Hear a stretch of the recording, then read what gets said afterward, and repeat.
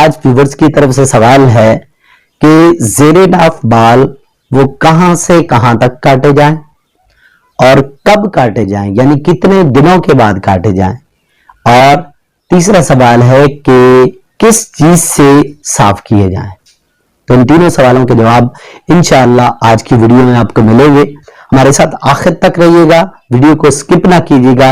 इंशाअल्लाह आपको पूरी रहनुमाई इस हवाले से मिलेगी और मुझे उम्मीद है कि जिस अंदाज से मैं बताऊंगा आपको इसके बाद कोई और वीडियो देखने की जरूरत पेश नहीं आएगी। जी, तो पहला सवाल है कि कहां से काटने शुरू करें और कहां तक काटें। जी, हदीस के अंदर लफ्ज आता है हल्कुल आना। आना उस हड्डी को कहा जाता है जो नाफ से नीचे मसाना है। मसाने के नीचे जो हड्डी आती है ना, और वो वहां से शुरू होके जाए पखाना की हड्डी तक जाती है। तो उस हड्डी से शुरू करना है, यानी नाफ से नीचे मसाना, मसाने के नीचे से शुरू करना है। यानी बंदा उकड़ू बैठे तो पेट का जहां पे बल पड़ जाता है ना, उकड़ू दो पांव के जोर पे बैठे ना बंदा, तो वहां बल पड़ जाता है पेट का, तो आगे से हड्डी शुरू हो जाती है। वहां से शुरू करके आगे काटते जाना है। उज़्वत नासल से शर्मगाह जो पेशाब की है वहां से साफ करना है, उसके नीचे से साफ करना है। फिर खसियतैन जिनको कपूरे कहा जाता है, उनके भी सारे जो आसपास की जगह है उसको साफ करना है। उसके बाद रानों के दरमियान में जो जगह है उनको भी अच्छी तरह साफ करना है। असल में शरीयत मुताहरा ये चाहती है कि जहां जहां पसीना जमा होता है और बदबू आना शुरू हो जाती है, वो जगह के बाल काटना असल मकसूद है कि वहां से बाल तो जरूर काटे जाएं जहां जहां पसीना था।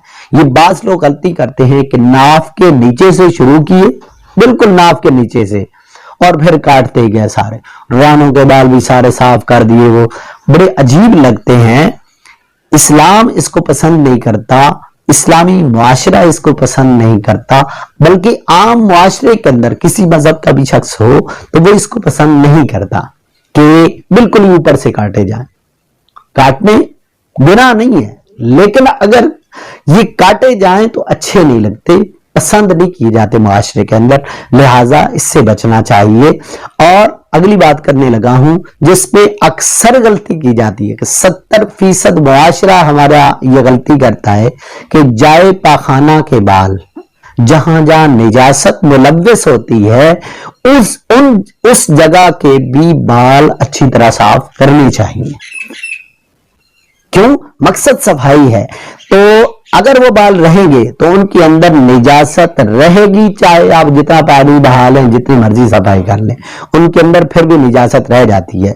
तो निजासत अगर रहेगी तो बंदा पाक नहीं होगा, वुजू करेगा फिर भी पाक नहीं होगा। हाँ जी, जो पाक नहीं हुआ उसकी नमाज क्या, उसकी तिलावत क्या और उसकी बाकी इबादत कैसी होंगी।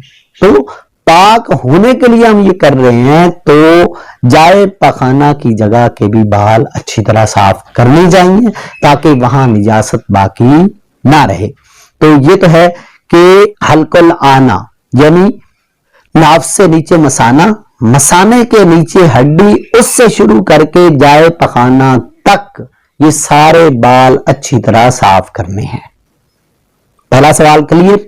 दूसरा कि कब काटे जाएं, कितने दिनों के बाद काटने चाहिए। सबसे पसंदीदा चीज यह है कि 8 दिनों के अंदर एक मरतबा जरूर। सबसे ज्यादा पसंद जो किया गया है, शरीयत ने पसंद किया, इस्लाम ने पसंद किया, वो क्या है?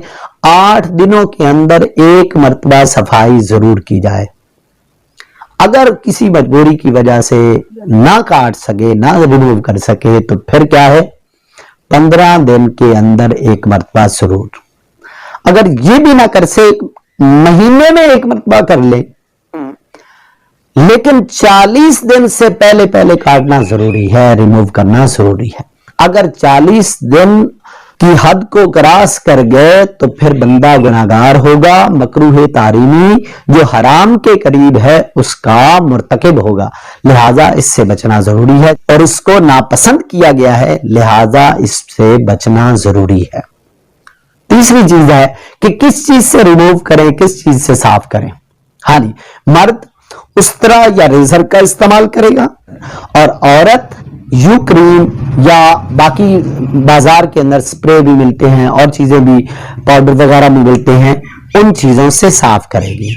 असल तो ये है, अगर कोई मजबूरी बन जाए, मसलन मर्द है, मोटापे का शिकार है या नाबीना है या कोई और मर्ज लाहक है, वो उस तरह या रेजर का इस्तेमाल नहीं कर सकता, तो उसके लिए शरीयत इजाजत देती है कि वो यू क्रीम या बाकी जो चीजें, जो प्रोडक्ट्स आजकल चल रही हैं, उनके इस्तेमाल से भी वो अपने इन बालों को साफ कर सकता है।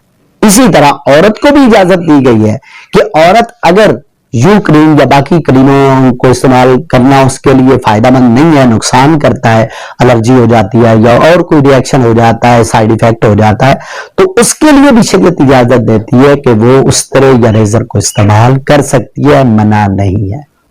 उम्मीद है कि आपको तीनों सवालों का जवाब समझ आ गया होगा।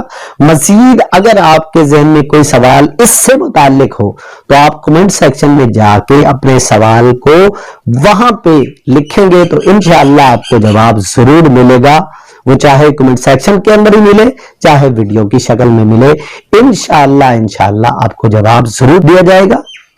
वीडियो को लाइक और शेयर कर दें और हमारे चैनल को सब्सक्राइब करके बेल आइकन को जरूर दबा दें।